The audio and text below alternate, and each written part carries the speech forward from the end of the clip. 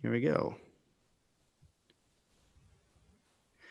Hello and welcome to the Mastermind, Body, and Spirit Show. I'm your host, Matt Belair. Today's guest is a New York Times bestselling author and is dedicated to helping women overcome fear and create a life they love. Through her blog, Living Well, Spending Less, which reaches more than 1 million women each month, she encourages her readers to follow their dreams and reach their goals. She is also the founder of the Living Well Planner and Elite Blog Academy, as well as the author of 5 best-selling books. Her practical advice has been featured in numerous publications and news programs, including Women's Day, Redbook, Family Circle, and Fox News. Her Do It Scared podcast launched on April 30th, 2018, and her next book, Do It Scared, Finding the Courage to Face Your Fears, Overcome Obstacles, and Create a Life You Love, will be available in May 2019. Welcome to the show, Ruth Soukup. Thank you so much for having me. It's great to be here. Yeah, I'm glad to have you on the show. You've done so much work, 5 books, podcasts. You just told me before we started you hit 50 episodes, so huge congratulations on that. Thank you. Oh my gosh, podcasting is my new jam. I love it so much. Yeah, right. You just get to have interviews with great people, just have conversations and learn about what they're up to in the world. So I'm super excited to have you on the show and learn more about you and what you're doing. So do you want to start by just giving the listeners a little bit about your background and what you're up to? Sure. Well, you did a great job of introducing me with my official bio. It's kind of weird to hear somebody saying those things about you. But I started my business in 2010 at which was my blog at that time, my blog, Living Well, Spending Less, not because I had any dream to create this big media empire that it sort of turned out to be, but really because I was at the time a stay-at-home mom of 2 toddlers. I had a 1-year-old and a 3-year-old. And I was spending too much money and spending a lot of time at Target, mostly because my husband was at work. I was bored. I had 2 little kids. I needed to get out of the house. And it started to really affect our marriage because my husband hated his job so much. He was an aerospace engineer and every day was like pure misery for him. And so every time I went to Target, he saw that as more time he had to spend at work. And so it was starting to get really bad. We started fighting a lot about money and finally got into this one big make it or break it fight and decided that, I was going to go on a budget. He decided that I was going to go on a budget and I decided that I needed to find a new hobby. So I started a blog called Living Well, Spending Less, which was intended really to just help myself hold myself accountable and give me something to do. I had always liked writing, but almost right away, I discovered that there was this whole world out there. It's probably, you started a podcast, you probably feel a little bit the same way. You start a podcast or you start an online business and there's like this whole world out there that you didn't even know existed before that. And so it sort of opened my eyes to entrepreneurship and the fact that people were turning these online platforms into businesses. And I decided I wanted to do that too. And so I set out to figure out how to make money from my blog and how to turn it into a business. And told my husband I was going to make enough money blogging that he could quit his job, which he then told me was the stupidest thing I had ever said. Famous last words. But it actually happened. And in 2013, he was able to quit his job and become a stay-at-home dad.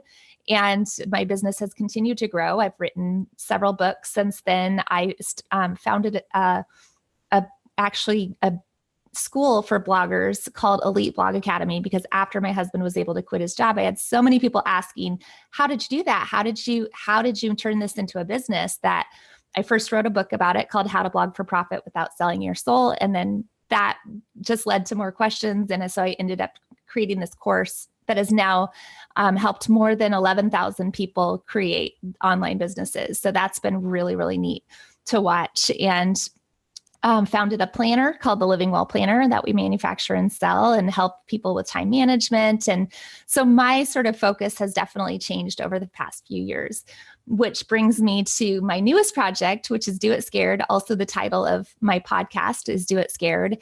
And that is really, it just came about because Do It Scared has always been sort of my personal mantra in my life.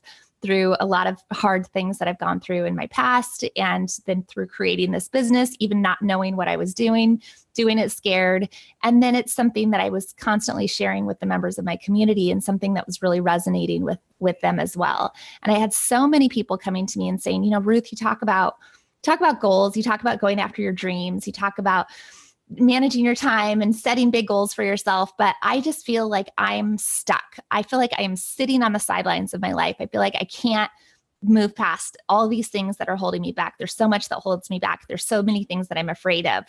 And so it really got me curious and made me want to dig deeper and figure out, what is this fear that holds so many of us back? My audience is primarily women, but not all women. So it's universal, but it does seem to affect women, I think, even more deeply than men, and especially women who have spent a lot of time taking care of other people. And all of a sudden you get to a point in your life where like, oh my gosh, I don't know what I want to do with my life.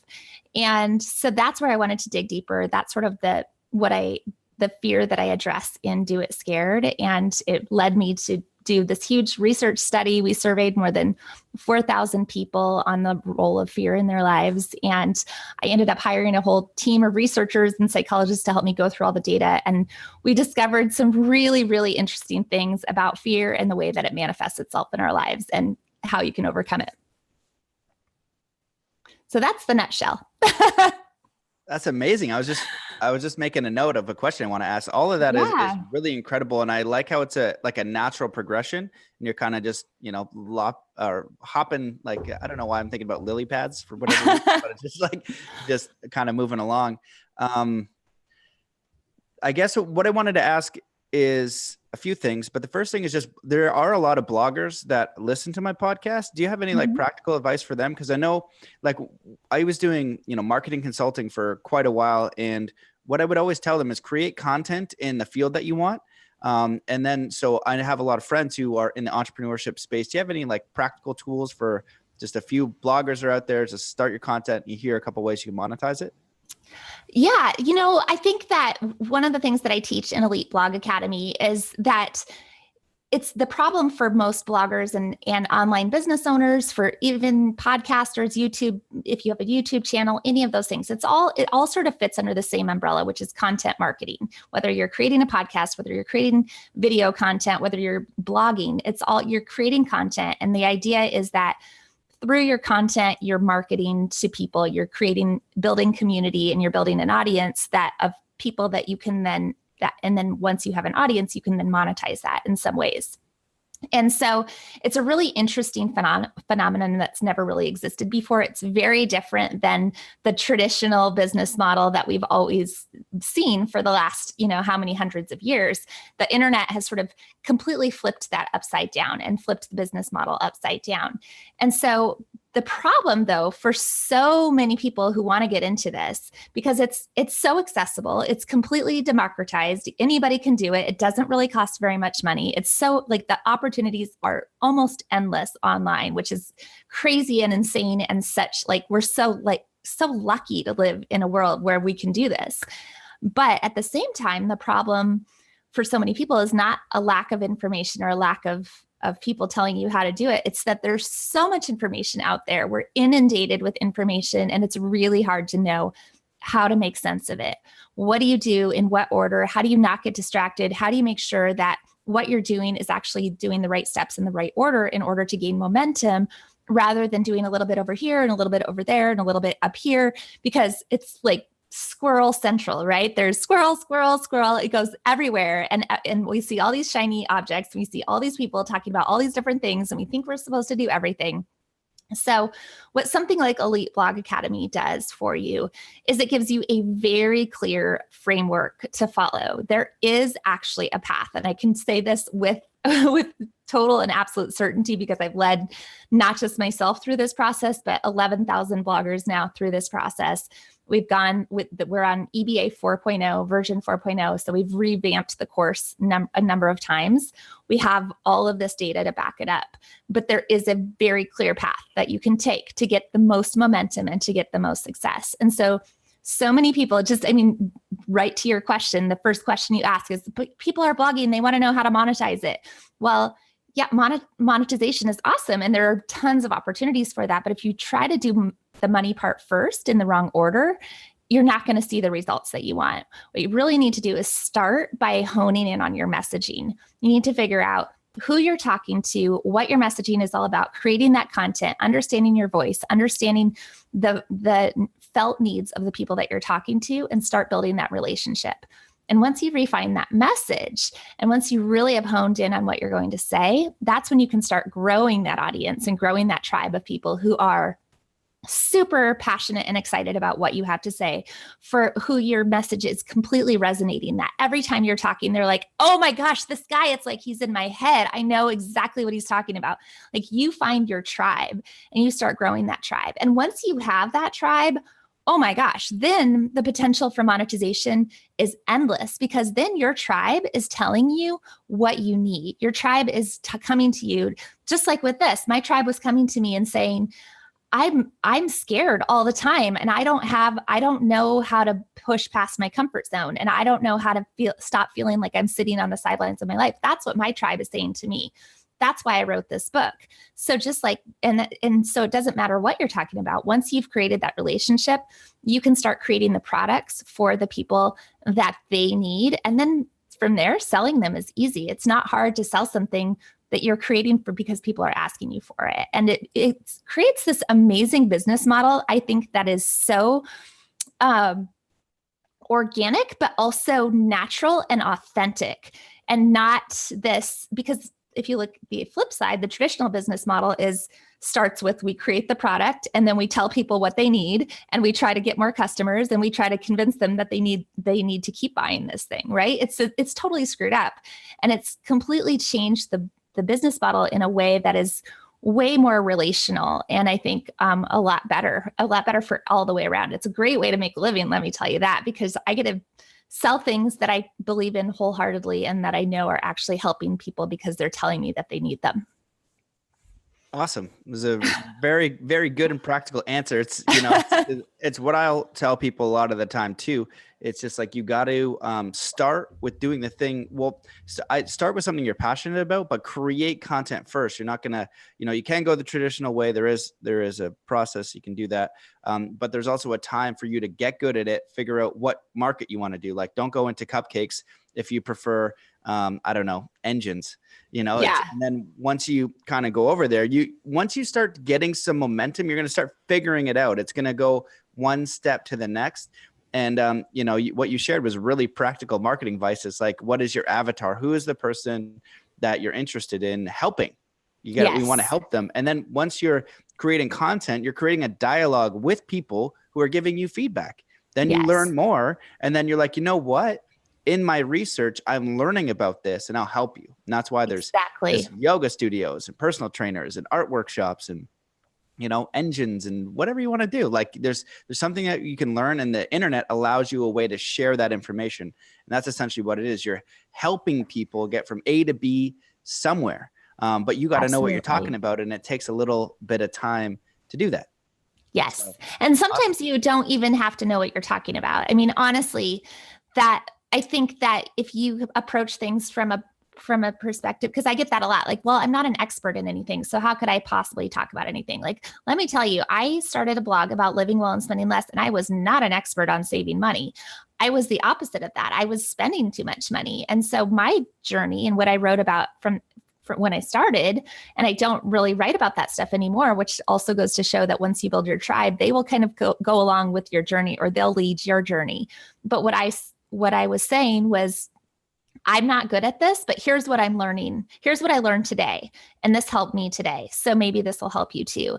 And that resonated so much with people because they were in that same stage. They were in the stage where they had little kids at home and they were struggling to find something to do. And so wherever you're at right now, I guarantee there are other people who are struggling with the same things. And if you're just learning what you learned if you're just sharing what you learned today, that's okay too.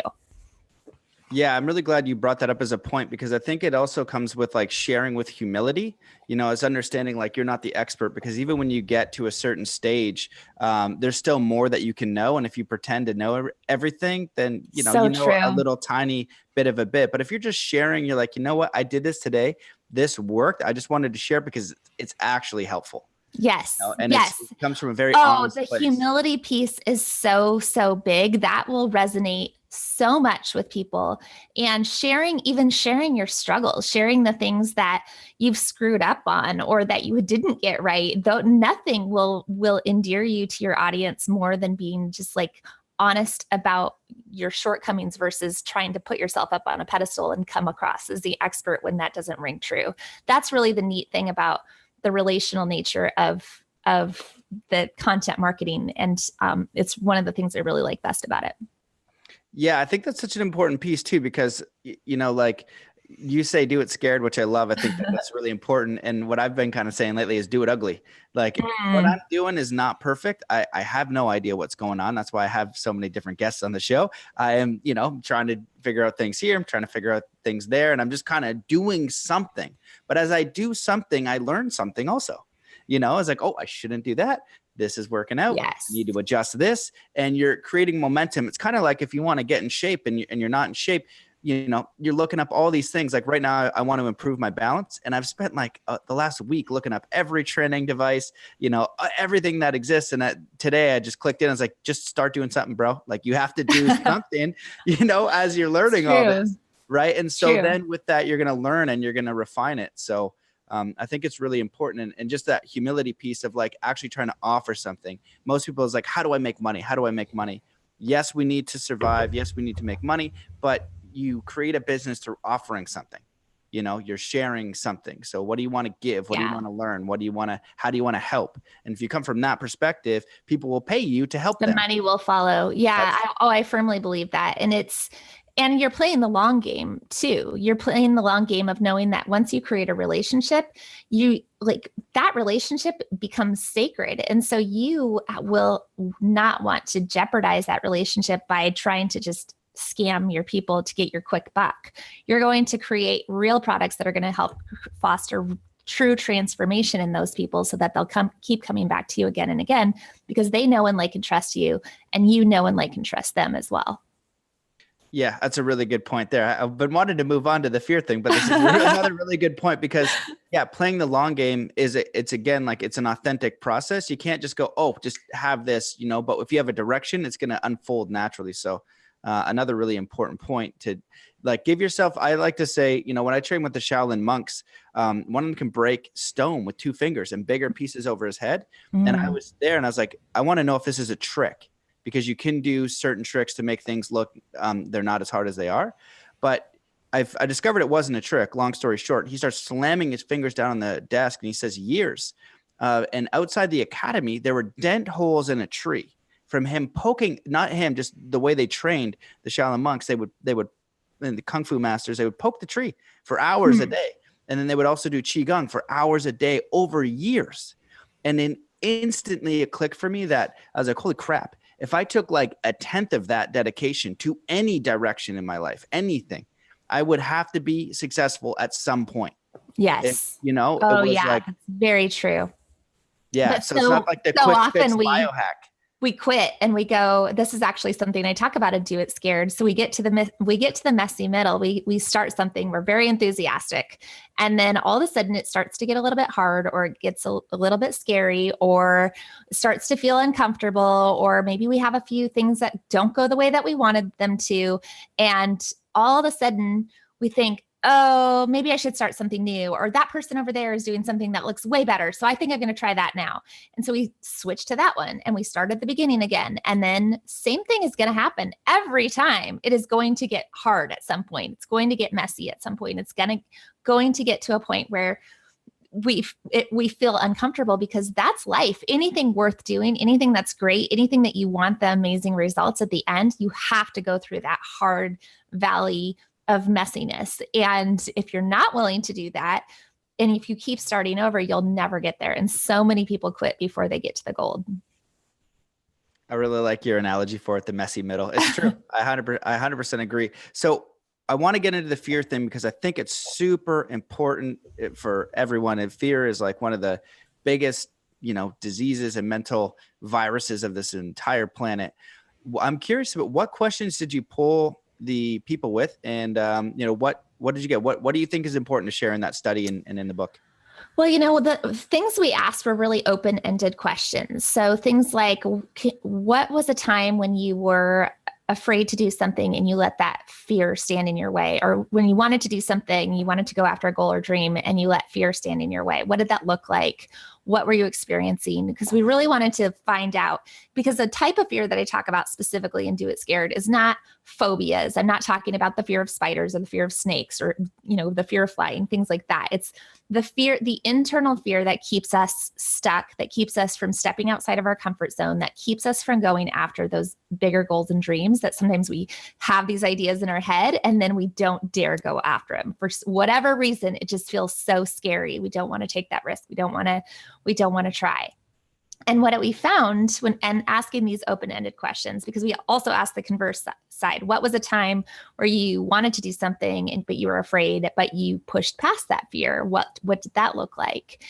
And so what we found was really, really interesting. And that was that not all fear is created equal. So the way that fear manifests itself in our lives is very unique for each person. And it actually falls into one of 7 different categories or different fear archetypes that we'd identified. So some people are super afraid of making a mistake. That would be the procrastinator archetype. While other people are most afraid of rejection, the fear of being rejection, which is the outcast archetype. Some people are super afraid of not being capable. And the reason that all of this is really important, understanding how fear is manifesting itself in your life, is that it's sort of like going to the doctor. If you go to the doctor because you're not feeling well, the doctor can't treat your illness unless he's diagnosed your illness. And this fear is sort of the same way. And so you can say, oh, well, I'm afraid, just like you would say, well, I don't feel good. But unless you understand where that, how that fear is manifesting itself in your life and what the self-talk is happening in your head, what the underlying resistance is to doing hard things in your life, unless you understand that, it's really hard to start creating solution to overcome it. Because once you identify it, then all of a sudden you can say, oh, I see those patterns in my life. I see what's happening. I see that was happening subconsciously. I didn't even realize that was what was happening in my brain, but now I do. And now I can actually overcome it. Oh, that's amazing. I was just going to sit back and just listen. So please, can you go through all the 7 archetypes? The 7 archetypes. Really profound. Yeah. Yeah, absolutely. So the procrastinator is another name for the perfectionist. That's the fear of making a mistake. So for the procrastinator / perfectionist, the deepest fear is committing to something and then getting it wrong. Or just that deep fear that you might not do it correctly or do it right. And for the next archetype is the rule follower archetype. And it sort of feels similar on the surface, but for the rule follower, the deepest fear is this almost unhealthy fear of authority, this fear of breaking the rules, the fear that you might step outside the line. So rule followers tend to be very, very rigid and black and white, because there's always this perception that you're going to get in trouble, or that some unknown figure out there is going to crack down on you, or you'll be punished for doing it wrong. And sometimes you don't even realize that is the underlying fear. Again, a lot of this stuff happens subconsciously. The next fear archetype is the people pleaser. The people pleaser, their deepest fear is being judged or letting people down. So the people pleaser might on the surface appear to be afraid of making a mistake, but what they're really afraid of is what people will say or how people might judge you if you do make a mistake or if you do get it wrong. So it's like nuances, but that is the motivation underneath there. And so the people pleaser tends to be more concerned with outward appearances. The people pleaser might be more of, wearing a lot of labels or feeling like they need to keep up with the Joneses because they have that constant vigilance towards how other people are perceiving them. The outcast archetype, which I briefly mentioned, is the fear of rejection. And so for the outcast, The outcast is probably the most ironic of the fear archetypes, because to the outside world, the outcast almost appears to be fearless, because what the outcast does is, because they fear rejection, they reject other people first before they can be rejected. So outcasts tend to be more of the rugged individualists, to the people who don't need anyone else, the ones who aren't afraid to take risks. Sometimes the outcasts are the ones who are, breaking the law, or doing self-destructive behavior, because that's their way of rejecting other people. Then there's the self-doubter. The self-doubter's deepest fear is the fear of not being capable. So the self-doubter really struggles a lot more than any of the archetypes with negative self-talk, or this internal feeling that they're not enough. And the way that manifests a lot of times for the self-doubter is hypercritical. It's being hypercritical not only of yourself, but of other people around you. And so a lot of us can probably think of somebody in our life who just seems like they're constantly picking at everyone, or criticizing everyone, or making really snarky comments, or anytime they see somebody doing something, oh my gosh, can you believe they did that? We can all think of that person in our life. And that is probably a self-doubter. Then there is the excuse maker. The excuse maker is also known as the blame shifter. The excuse maker's deepest fear is being held responsible or being blamed. And so they will often make a lot of excuses, or always have rationalizations for why they can't do anything, or why something is not their fault. They're constantly pushing that off, and really always afraid of taking responsibility. And then the final one is the pessimist, which is also known as the victim. And the pessimist is usually someone who has experienced a lot of adversity or hardship in their life. Maybe they've had sickness or, abuse in their past, but instead of rising above those hard circumstances, what the pessimist most fears is more adversity or more hard times. And so they kind of get stuck into that victim mentality and don't want to push past anything in their life, because they're afraid of more pain and more adversity. That's amazing. I'm really grateful that you did that study and figured those out. That is really important information. And I think that the only thing I want to add is, we might all have bits of that. We might be really hard in one area and, 90% one. I think that all of us experience at least some of those in some capacity. And then my guess is the idea is to not let it be debilitating. And so I'll put it back to you to be like, if there's anything you want to share on like what's the most important information, and like solution based, is it a unique solution to each archetype, or maybe an overall solution? A little of both. So a couple of things that I want to say about it. First of all, yes, you're exactly right. We each have a little bit of all 7 archetypes within us, and they're not permanent parts of our personality. They can be based on where we happen to be in life right now. They can be based a little bit on our upbringing and childhood. There's a lot of factors that come into play, but they're not permanent. You're not permanently like stuck in being an outcast or a procrastinator for the rest of your life, or a victim or / pessimist for the rest of your life. So they can definitely change that depending on where you're at in your life. We do have an assessment. I should say this. If you get the book, the link is in the book, but you can also go to our website at doitscared.com if you'd like to take the assessment and find out what your fear archetype is. So you can do that. But for each person, you usually have at least 1 or 2 that is most dominant and most prevalent in your life. So while you have probably a little bit of all of them, and you probably can recognize some of each of the qualities in your life, you probably have at least 1, sometimes 2, that is most prevalent and most dominant. And it's important to know too that each of these have a positive side. So they come across as sounding very negative, and they are. I mean, they're fear archetypes. They're not meant to be something that you should celebrate completely, but it doesn't mean that they're all bad. They tend to each have a positive qualities to them as well. So, the perfectionist / procrastinator has a great attention to detail, and the rule follower tends to have a very strong moral code, and they tend to be really good at like seeing right versus wrong. So there's always good things that go along with the bad things too. Nothing is ever all good or all bad.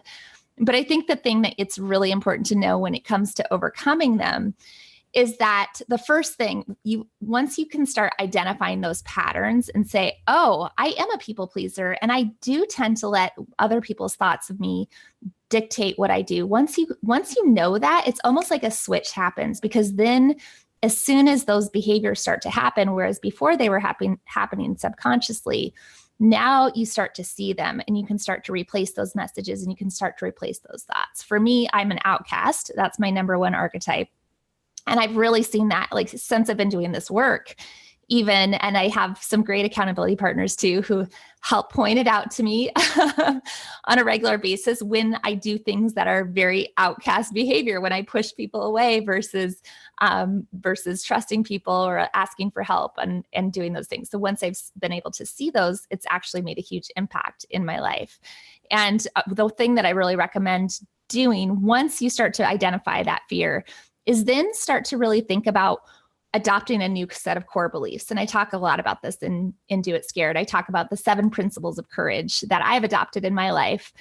And your principles of courage don't have to be exactly those ones, but it's replacing those subconscious messages, those tapes that have been playing in the back of your head for so long, with new core beliefs. So for me, some of those principles of courage include things like there are no mistakes, only lessons, and that rules are for suckers, and that you just keep going no matter what. And so once I have those things that are playing in my head, those are the messages that I'm telling myself over and over and over again. Those are what replace the other messages, the other things that have been happening subconsciously. Does that make sense?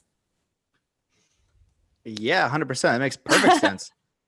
When I read books on anything, I like principles, very, very much. So it seems like your book is super practical. And I love how you have the 7 archetypes and then also the 7 principles of courage. That's incredible. I'd love for you to cover that a little bit. The only thing that I'll share is, like, in my experience doing extreme sports training with athletes, the fear is very real, and it's like an actual fear. If you pick this up, you could break your back. Like, literally, you actually could die. Some of the freestyle motocross riders I work with, like, they can die. Yes. And even if you're just messing around on your skateboard or snowboard, you could frig yourself up pretty good. So how do we manage the fear and then also the skill set of the courage to progress? So it's this really finite thing. It's this, it's challenging, and it's very personalized. And what you're kind of sharing here is, like, anything to go into the core belief is super important. What are you intending? Where are you at actually? And when you identify, like, your archetype or whatever's holding you back, that's your limiting belief. How do you identify that? And identifying it is massive. That's what, the shadow is, or whatever. You're just bringing light to him, like, oh, this is how I'm acting unconsciously. And then I'm doing another action, which is creating a result. And that alone is so powerful. So then it's like, okay, I know, now what? Well, it takes a little bit of time, because the way that your mind works, you've had it unconscious programming that's just kept repeating. So now that you're viewing it, you're like, ooh, now I'm aware that I prefer a different programming. It takes a little bit of time to implant and install the new belief. So it's not going to happen instantly. It happens over time through your awareness and through your repetition and through your own choice. So what you're sharing is super profound and epic. So I'd love for you to either add on to the rant that I just said, or I don't know. I feel like that was like a mic drop right there. Really good. No, that's exactly it. I mean, and to your point, fear is actually, it's not all bad, right? Fear is designed to protect us. In fact, in some situations, if you are not afraid, like, that's a survival instinct. And if you're not afraid, it can be a sign of mental illness. If you walk into a truly dangerous situation and you don't feel afraid, then there might be something a little bit wrong with you. But on the other side, we can use that fear. We can leverage that fear. We can start to see, okay, what is the negative side of this fear that's holding me back? But what are the positive qualities of this fear that I can leverage in order to get where I want to be? And, I often say this, and I say this in the book too, but courage is like a muscle. So the more you exercise it, the stronger it gets. And that is the whole point of the idea of do it scared. That it doesn't mean courage doesn't mean that you're not going to feel afraid. You are going to be afraid. You are going to have those feelings, but you still have to take the action despite the feelings. And this is what will help you take the action. Having the mantra saying, do it scared, do it scared. I mean, my kids use this. Whenever they get into a situation that's new or scary, they'll come to me and they'll say, Mommy, I just did it scared. I kept telling myself, do it scared, do it scared, do it scared, do it scared. And it's one of those things where you can just repeat it to yourself over and over again. And then you start exactly like you were saying, you start identifying those limiting beliefs and changing the mindset through repetition, telling yourself again and again that things like there are no mistakes, there are only lessons. If you're afraid of making a mistake, it's going to take more than once to tell yourself that. It's going to take actually practicing making mistakes. For the perfectionist, that is one of the recommendations that I have, is to practice making mistakes. You have to do things, get them wrong, and realize that you didn't die, that it didn't kill you making that mistake. Now, in terms of snowboarding, maybe there are some mistakes that you shouldn't practice on. But in terms of taking risks and going after goals and dreams, there are not a lot of mistakes that you can make that are going to be fatal. But there are a lot of lessons that you can learn along the way. Yeah, all of that is super on point. And one thing that keeps coming up is Conor McGregor. Most people know it's more the boys reference, but he's one of the most incredible mixed martial artists, and won 2 championship belts and would constantly say what he's going to do. He's pretty brash, but he's lost a couple times also. And there's a book written by his coach, is like, we win or we learn. And so if we're not willing to make mistakes, like, making mistakes is a part of the process. Failure is a necessary part of the process. That's why I like skateboarding as an analogy in people who skateboard, because 95% of it is failure. Mm-hmm. You might try all day. If you watch a skateboard video, and I invite you to watch one, or invite a skate, like, even if you're not a skateboarder and you're listening to this, watch something on YouTube like called The Process, or skateboard, go to Thrasher and find it, because you'll see them work all day. One guy, he tried for he came back to this spot like 8 different times over 2 years and tried a couple hundred times to land one trick. Wow. You know what I mean? And then you just have 1 second to see that where he was actually successful. So you take that mindset to what you're doing. It's like every time he falls, he's not saying I can't do it. He's saying each time I just keep going, I keep going, I keep going. Yeah. So it's really powerful to have that mindset where you're going to keep going. I just love to ask, do you want to share some more of those courage principles? Because I want to know them, and I think that they're probably incredibly powerful. Sure. So principle number 1 is dare to think big. Never doubt that you are capable of, and never doubt what you are capable of, and know that big goals are the secret to getting and staying motivated. That one is so important to me. I talk about big goals all the time because I'm such a firm believer that small goals do not spark that fire in your belly. They are not the thing that's going to get you excited to get up in the morning. The big goals, the things that feel like, oh crap, I don't know if I can actually do this. Because to your point, even when you fail, you win, and you get something out of it. You get a little bit further. You get way further than you would have if you're always playing it safe, if you're always doing just the things that you know that you can do. Where is the excitement in that? I mean, that's where people start to feel stuck, because nothing ever changes. You're only doing what you know. So truly, dare to think big is the first principle of courage that you have to tell yourself all the time. Am I thinking big? Am I thinking as big as I possibly could? And let that be something that you're constantly encouraging yourself to do over and over again. So that's number 1. You want me to keep going? Number 2 is that rules are for suckers. Never take anything at face value. Dare to think for yourself and be willing to trust your own judgment. And, this is a funny one because it sort of started out as a joke. Something that I think my husband was telling me about, some story in the news where some guy, ignored all the rules and got away with it. And I was like, oh, honey, don't you know that rules are for suckers? And it was sort of, we laughed about it the first time, but then we kind of kept saying it. And it's even something that we teach our kids, which a lot of people think I'm completely crazy that why would you teach your kids that rules are for suckers? But what I really am teaching them is exactly this, that You need to think for yourself. I don't tell them all rules are bad. Not all rules are bad. There are lots of good rules out there, that rules that are designed to keep us safe, rules that are there for a reason. But so many times in life, and I'm sure you see this on the internet all the time. I see this on the internet all the time.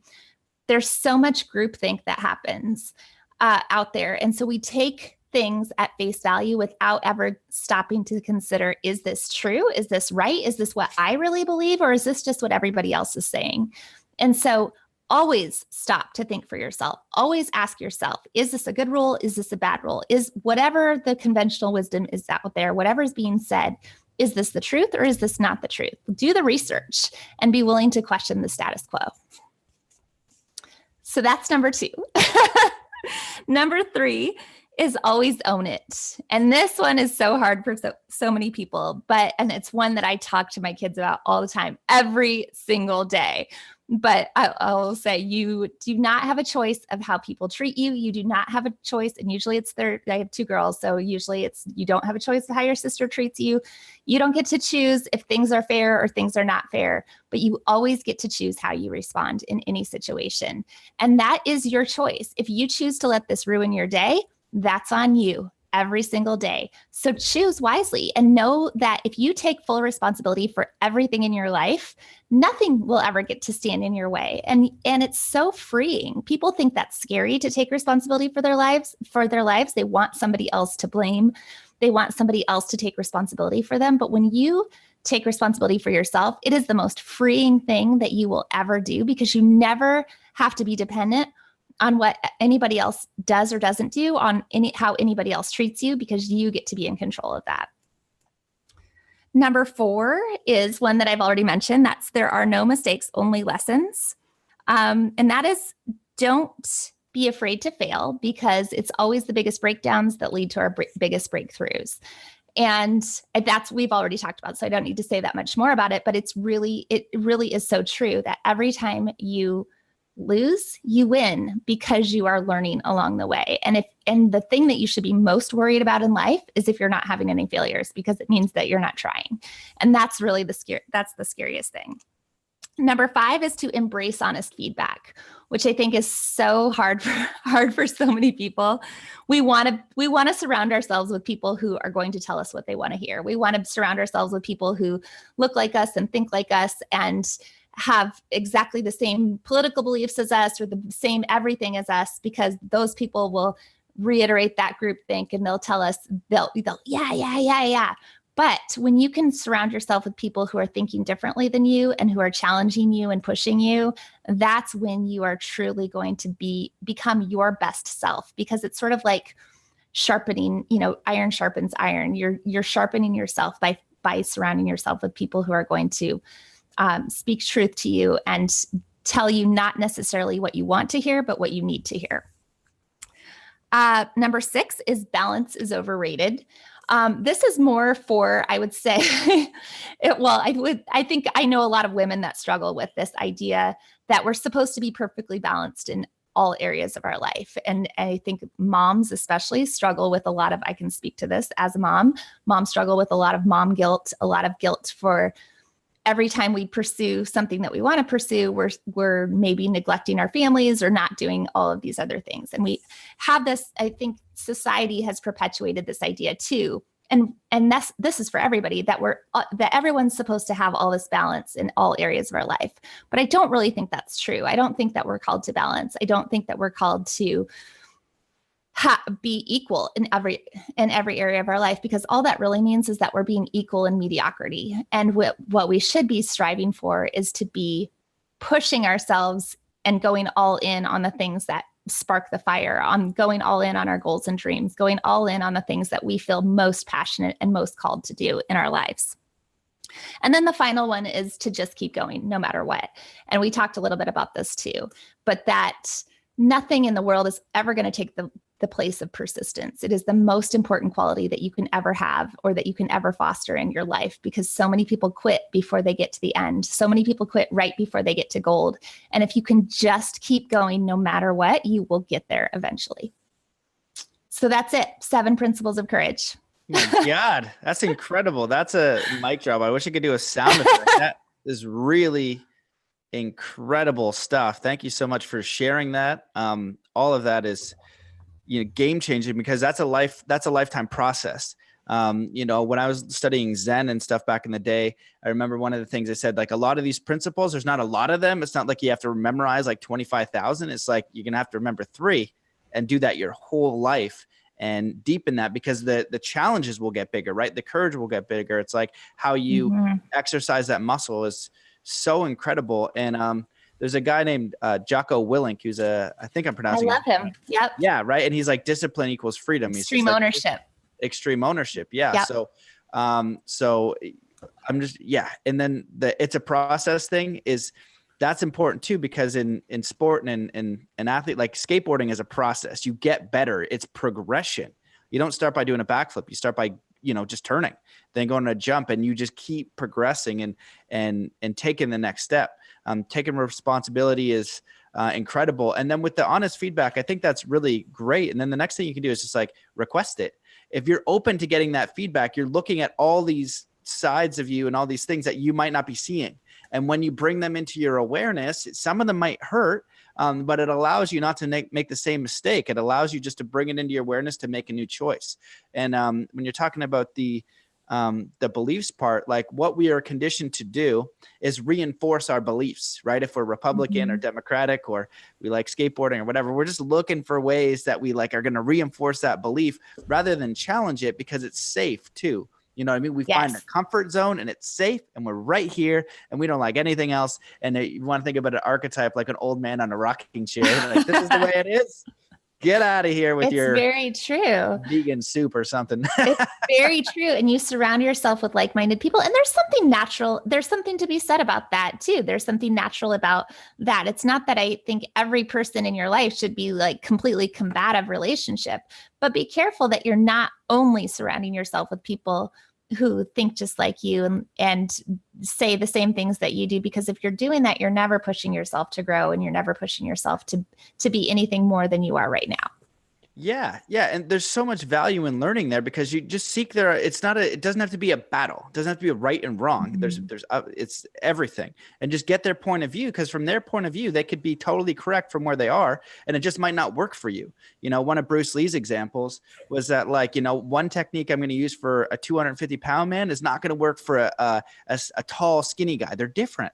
No problem with that. So just see it as like learning and perspective, and you don't have to take it personally. And the last thing that I want to say was just like balance. One of my mentors, David Lombard Senepass, he's like, you're more out of balance than you're in balance. When you're driving the car, you're more correcting, but what it is those like small percents of correction that keep you on course. Most of the time you're wobbling, and when you're walking, you're mostly wobbling, but it's the corrections that keep you on the path. So it's okay to wobble. Totally. Yes. So yes. I just wanted to squeeze that in there. I want to be mindful of your time, because I know you only got 5 minutes left. You probably have a busy day, but thank you so much for coming on. I really appreciate everything you shared. I think that your book is going to be fantastic. What you shared today was incredibly powerful, simple information, well-researched. So kick ass all around. Thank you. Anything that you want to share, I wish we had longer, but anything that you want to share before we go, any final thoughts, and elaborate as much as you want. Final thoughts. I have one. The final thought that I want to just reiterate for people is that when you're doing hard things in your life, it's so important to stay encouraged. So of all the things that you need to do, adopting principles of courage, or changing your mindset, identifying your fear, all of those things are important. But you can listen to a podcast like this and get super fired up, and then you go out into your life and you're like, oh yeah, I'm gonna crush it. It's gonna be amazing. I'm gonna do it. Finally, I'm gonna do it. And then tomorrow something hard will happen, and you'll feel discouraged, and that will get you down. And so my best advice that I can give you is to put safeguards in place in your life in order to stay encouraged all the time. So whether it's listening to a podcast or watching a video like this, I know we're broadcasting in multiple different places. So whether it's that, whether it's reading books, whether it's listening to audiobooks, whether it's attending events that fire you up or get you encouraged, but make sure that you're doing that on a regular basis every single day, because as humans, our natural tendency is to get discouraged. We get excited about something, and then life gets in the way and we get discouraged. So constantly be reminding yourself and building yourself up, and don't get mad at yourself when you do get discouraged, because that's natural. And just know it's going to happen and put the safeguards in place to keep it from happening. And then the other thing I finally want to say is that if you are excited about the book, or you want to find out more about the fear archetypes, go to doitscared.com. We have an assessment that you can take there to find out what your specific archetype is.